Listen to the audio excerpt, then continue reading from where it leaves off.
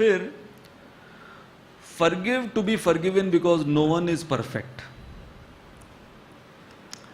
Maturity in relationship is to know the difference between who is insensitive and who is desensitized. तो कोई अगर ये प्रश्न पूछे कि जब कोई बार बार आपके साथ दुर्व्यवहार करे, बार बार गलतियां करे, बार बार अपराध करे, तो सबसे पहले ये देखना है कि वो व्यक्ति क्या उसकी नीयत बुरी है, या बहुत बार होता है कि वो व्यक्ति की नीयत बुरी नहीं होगी, वो व्यक्ति को पता ही नहीं चलता है।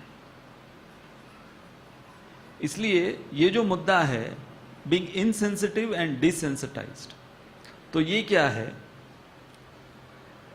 कि इनसेंसिटिव लोग कौन होते हैं? To not care for others emotions, those are the insensitive people.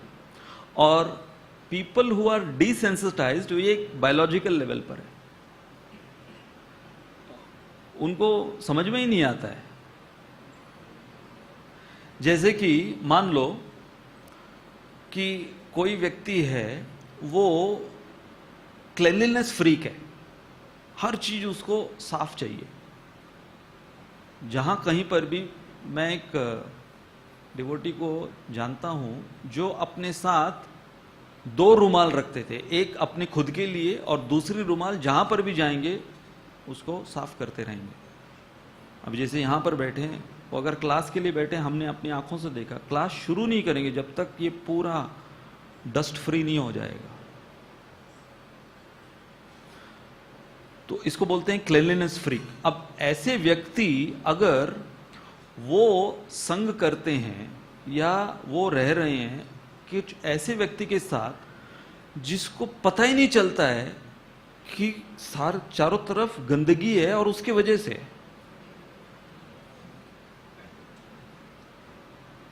So those are डिसेंसिटाइज्ड people. जैसे एक वृद्ध दंपति, वो लोग अकेले अपने छोटे से फ्लैट में रहते थे, तो जो पति है वो डॉक्टर के पास गया और शिकायत अपनी पत्नी के लेकर, उसने कहा कि मेरी पत्नी जो है उसको ऊंचा सुनाई देता है, इतनी बार मैं बोलता हूं और उसको समझ में ही नहीं आती बात, और उसको विश्वास ही नहीं कि उसको ऊंचा सुनाई देता है, इसलिए वो आती नहीं है, मैं आया हूं उसके बदले, तो आप कुछ इलाज बताइए। तो डॉक्टर ने कहा ठीक है, ऐसा कीजिए कि 10 फीट की दूरी से मुझे पता चले कि कितना सीरियस प्रॉब्लम है कानों का, तो 10 फीट की दूरी से आप कुछ बोलिए उनको और देखो उनको कितना सुनता है। फिर थोड़ा नज़दीक जाइए, फिर 5 फुट की दूरी से, फिर 2 फुट की दूरी से, 1 फुट की दूरी से कुछ बोल के देखिए, तो कितने इंटेंसिटी में ऊंचा सुनाई देता है उनको, मुझे समझ में आएगा। फिर मैं उस हिसाब से इलाज बताता गया। तो 10 फीट की दूरी पे खड़ा है वो, अपनी पत्नी को कहता है आज खाने में क्या बना है? कोई रिस्पॉन्स नहीं। तो समझ में आया कि 10 फीट की दूरी से तो कुछ भी सुनाई नहीं देता इसको। तो और नजदीक जाता है, 5 फीट की दूरी पे, खाने में क्या बना है? कोई रिस्पॉन्स नहीं। और नजदीक जाता है 2 फीट की दूरी पे, खाने में क्या बना है? कोई रिस्पॉन्स नहीं। जब एकदम नजदीक जाकर चिल्लाकर खाने में क्या बना है, तब फिर फाइनली पत्नी बोलती है अरे मैं 4 बार बोल चुकी हूं, आज खिचड़ी बनी है।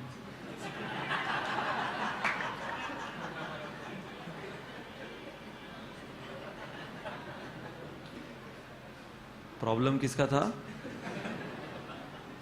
ये पति का था। ऐसा नहीं है, पतियों के ऊपर भी जोक्स होते हैं।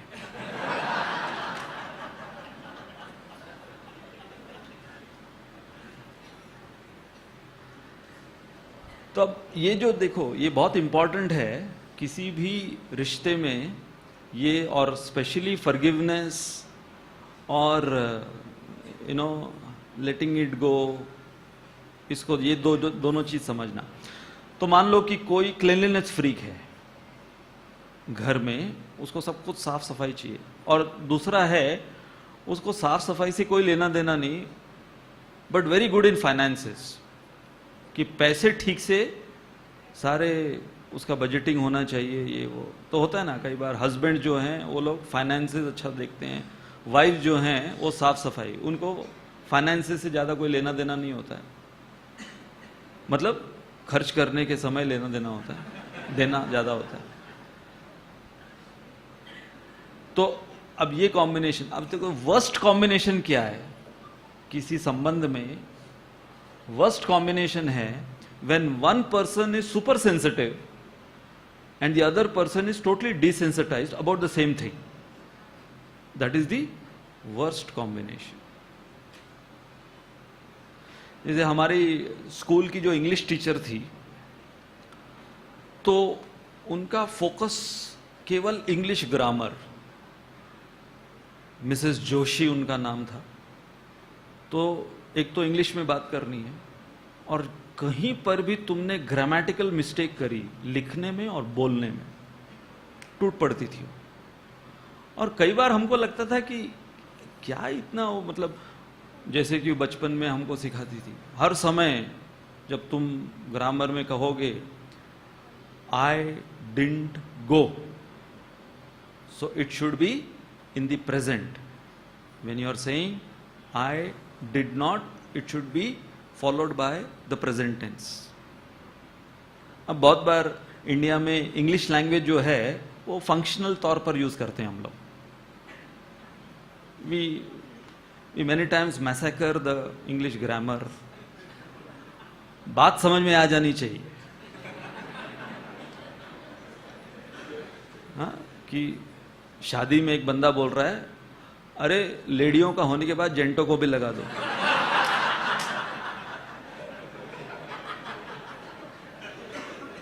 तो बात समझ गई ना सब लोग। अब उसमें जेंटों लेडियों क्या फर्क पड़ता है? लेकिन जो लैंग्वेज के पीछे एकदम बहुत परफेक्शनिस्ट है, वो हर समय क्या देखेगा कि ग्रामर बराबर है कि नहीं, स्पेलिंग मिस्टेक बराबर है कि नहीं। तो उनका ऐसा था। तो इसलिए अभी ये जो कॉम्बिनेशन है जो हमने कहा, one is super sensitive and the other is totally desensitized about the same thing. तो इसमें you have to complement each other. How? कि यदि कोई बहुत साफ सफाई दिन भर साफ सफाई, अरे इतना क्या साफ सफाई, मतलब हम लोग क्या घर के मालिक हैं या नौकर हैं?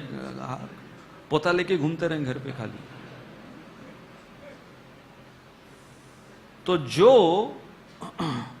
क्लीनलीनेस फ्रीक है उनको थोड़ा कॉम्प्रोमाइज करना होगा, गंदगी से उनको थोड़ा कॉम्प्रोमाइज करना होगा, क्योंकि you value the person more than the साफ सफाई।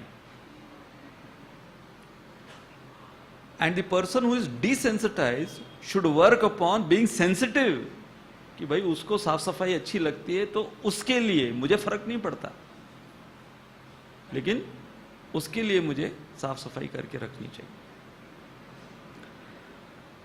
तो यहां पर यह मुद्दा कौन सा है कि how that maturity will help you understand that you also commit mistakes because of being insensitive or desensitized, either of the case.